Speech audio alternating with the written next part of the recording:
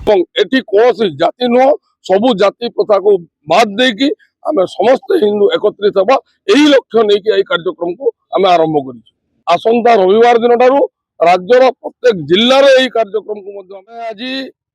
সমগ্র হিন্দু সমাজ को একত্রিত করিবা উদ্দেশ্যে জাতিবাদ को ভুলি समस्त हिंदू समाज रोजुआ लोक सचेतन करी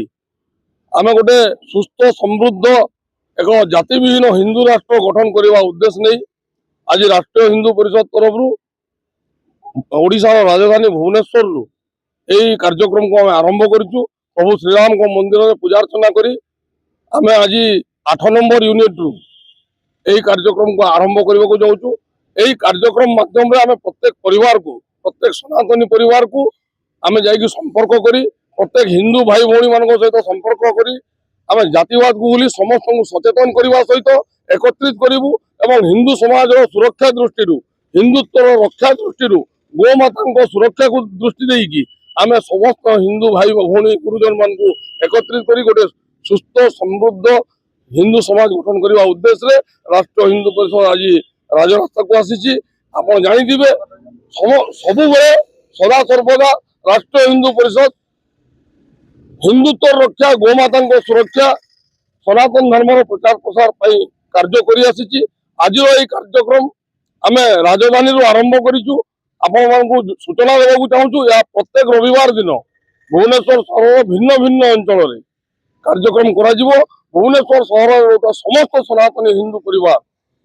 को पाखक आम पहुँचू। तत्सहित आसंता रविवार दिन ठारू राज्यर प्रत्येक जिल्लार यही कार्यक्रम को आम हाथ को नौचु एवं आम आशा रखुचु आमर यही कार्यक्रम माध्यम आम आगामी दिन में सारा ओडिशा रे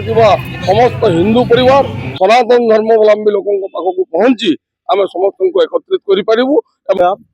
भारत राष्ट्रीय हिंदू परिषद संकल्प नहीं प्रति घरे पहुँचा तेणुक ये जो प्रयास आज आरंभ है कंटिन्यू जारी रमें प्रत्येक हिंदू भाई भौणी घरे पहुँचू एवं गोटे बार्ता देवु जाति विहीन हिंदू राष्ट्र गठन संकल्प नेवाई यह सहित आम प्रति घरे आज गीता आउ हनुमान चालीसा बांटवार कार्यक्रम रखीचु। ये कार्यक्रम आमर प्रत्येक रविवार दिन एमती खाली राजधानी भुवनेश्वर नुह प्रत्येक सदर महकुमा ब्लॉक जिला प्रत्येक जगार आम पहुँचू प्रत्येक पंचायत पर्यटन आम पहुँचापी योजना रखीचु। से आपण मध्यम आम जनसाधारण को मेसेज देवाई चाहूँ जे